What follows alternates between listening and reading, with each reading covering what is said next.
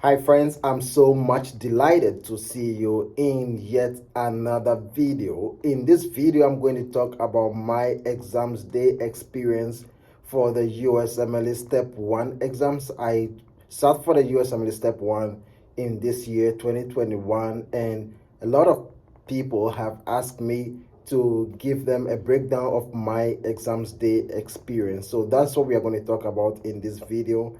If you happen to be a first timer on this channel, kindly support my channel by subscribing to my channel, hit the notification bell, and so any video that I post in the future, you will be notified immediately. Also write a comment for me to know that yes, you are on my channel. And if you are a returning subscriber, thanks so much for coming back. And all those who have subscribed, thank you for subscribing and being part of this journey. We intend to use this channel to educate and share our experience with future medical students and people who are writing the the USMLE exams at this moment, those who are prepping, and they can also learn something from us. And so quickly, let's go into the video for the day. So before I come to the exact thing I did on the day of the exams, I would like to go a little bit back to talk about the day before the exams. So before I decided to write the exam, I had done a lot of reading extensively, and I had really prepared for the exams over 1.5 years. And so I had also postponed my test for about 2 to 3 times. So when I finally decided, I was more ready than the times that I postponed or I rescheduled my tests. So when I decided to finally sit for the exams, it was kind of, can I do it or can I not do it? And you all know how it feels like. So the last time I rescheduled was like 3 weeks from the date I actually wanted to take it. So eventually I decided, okay, let me go and take this exam because I can't wait anymore. It was a tough decision to make, but hey, how long can I be learning? I've learned it all. I've studied everything. Whatever I was taking my mind will stick. Whatever I'll forget, I'll continue to forget. So yeah, so I decided to go and sit for the exams. So now let's talk specifically about the day before the exams. So on the day before the exams, I remember I got up from the bed at 4 a.m. and I started to prep as if I was just taking an NBME, because before I take any NBME, I have my high yield information that I review a day before the exams. And so I did the same thing. So 3 days before every NBME, I have my rituals that I do. I have some topics that I have to read. I have some high yield things that I have to review before. So I did the same thing for the exams, and that was helpful. So I woke up at 4 a.m. and for 6 hours, that's 4 a.m. to 10 a.m., the day before the exams, I reviewed all my high yield information, my high yield notes. These include NBME notes that I made from NBME questions, UWorld notes that I made from RX as well, and AMBOS. I have all of them written down in front on paper like this. I have them this way, and so they are just lying in front of my desk, and that is what I read before every NBME. And I did the same thing for my step 1 exams as well. So I used just 6 hours to be able to read all my high yield notes, because before I take any NBME, I've been reading these notes over and over and over. So if I did 10 NBMEs, it means that I've read almost like these notes almost like about 10 times. So it's kind of like it's not a new information to me. So this is something that you want to do when you have your high yield notes. You want to be reviewing them always before any NBME, so that you'll get used to it before you take the real deal. So that's what I did. So 6 hours was just enough for me to cover everything.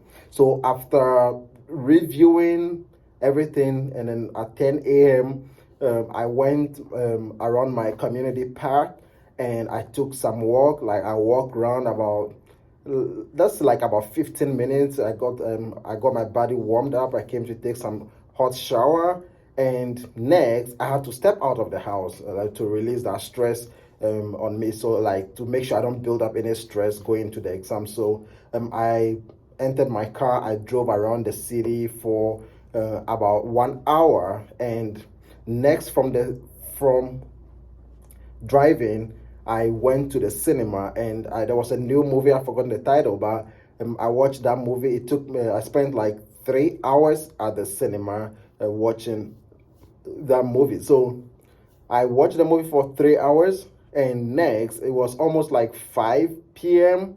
to 6 p.m. So the day was almost over for me, and because I engaged myself very well, there was no stress at all. I even forgot I was going to write exams. And one thing was that I limited the number of people I spoke to. I did my own thing. I didn't speak to a lot of people. I spoke to my study partner and one of my colleagues, and that was it.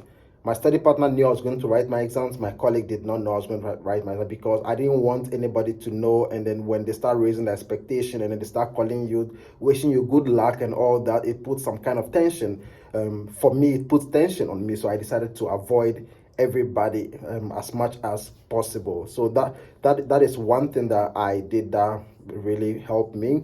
After the cinema, I went to the mall to buy certain things that I will need for the exam day. So these are some of the things that I bought. So when I was studying, I used to have some constant headache around this side.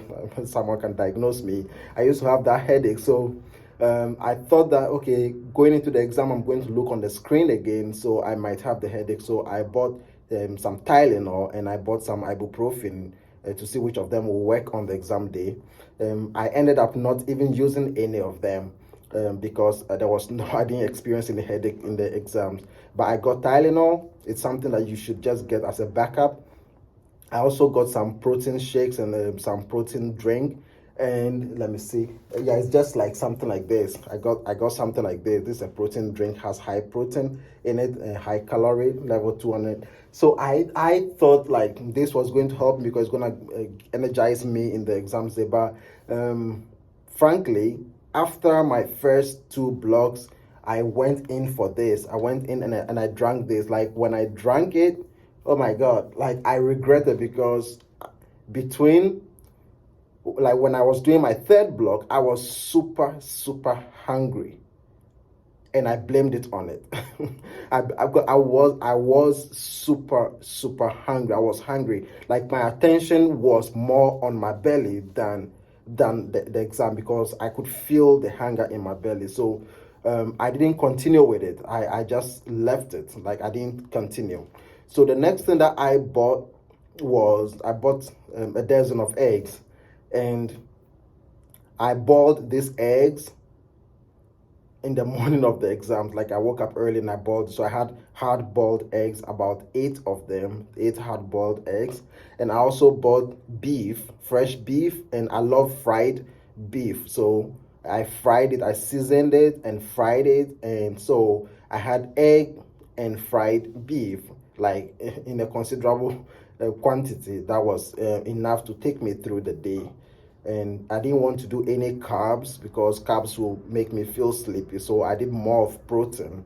And that was another thing I bought. The next thing I bought was eye drops. So there's this normal tears eye drop. It's non-medicated. It's just saline. And then it's good for the eyes. So I bought that because looking on the screen, your eyes get stressed up. And for me, my eyes will become reddish when I look on the screen for long. So after every block, I'll come and refresh my eyes with that saline, and it absolutely was the magic. Like it helped me. I felt no pain in my eye as I would normally when I'm studying.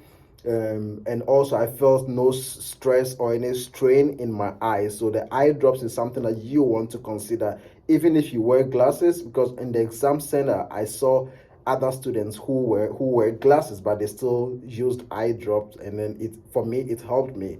So I got eye drops as well. I also got plugs, some ear plugs.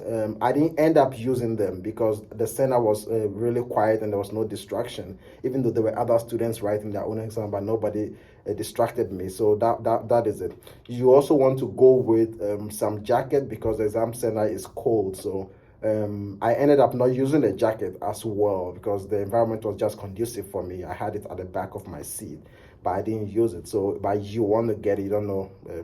Things can change depending on the center. So these are some of the things that I did. I also got the admission sheet. That admission sheet for the exam that they said we should print out. So I printed that. I left one in my car on the day before, and I also had one on me, so that if I happen to forget, I will still have something in my car, because usually if you don't send it with you, they get you frustrated. I got my ID ready. I used my driver license at the exam center.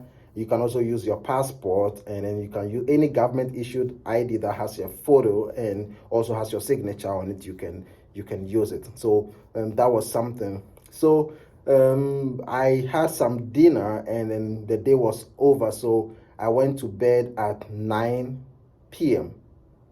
Then when I slept, I quite remember in the middle of the night, I woke up around 1 a.m. and it looked as if there was something that I had forgotten to review. So I went quickly to review it within 30 minutes, and then I went back to sleep like that. So I slept and I woke up in the morning, let's say 6. The center is not far from my house. I've gone there before. So I got there at 7:45. The exam is supposed to start at 9. But then because I got there early, they admitted me early into the exam hall, and I started at 8 instead of 9. So that was something that helped me to finish my exam around 4 p.m. instead of 5 to 6 p.m. So that was something. Going early, depending on how ready you are, you can go early and then start early and finish early. So that was helpful. I started my exam at 8:30, and when you get there, they'll tell you the rules. They'll tell you the rules and then the regulations. One of the rules is that they give you some yellow paper. It's kind of like this. It's like yellow paper like this, and yellow paper like this, and then you can write or anything you want to write, but you only write it after you, like the tutorials have started playing. So when you start a tutorial, you can write anything on this yellow paper, and then you can refer to it later when you're writing, when you're taking the blocks. So some of the things that I wrote, I can't remember all, but some of them that I wrote the formula for some of the basic farm, like the loading dose, maintenance dose, volume of distribution, half-life, clearance. I wrote all that. I also drew the rule of 4 for neuro to know like if someone has a stroke, where which cranial nerves are involved. I did that. I wrote positive predictive value, negative predictive value, true positive, through negative, all that. If you watch one of my videos, I think that's the only video I have on biostats as of now. I have drawn a chart that will tell you, okay, if the cutoff is shift to the left, what will happen? If the cutoff is shift to the right, what will happen to sensitivity or specificity? So I drew that chart, learn how to draw it. I drew that chart so that just in case, but hey, nothing came on that for me. Nothing came on that for me. It could come for you. But then in the farm, I got something on, I think it was a calculation on the volume of distribution, and it was a simple calculation. They'll give you all other parameters, and they want the volume of distribution. So that's that. And micro, I also drew my mnemonic. If you look at my micro video, you'll see all the DNA viruses. I have a simple way to memorize them. The mnemonic is adeno parvo pph herpox. That helped me.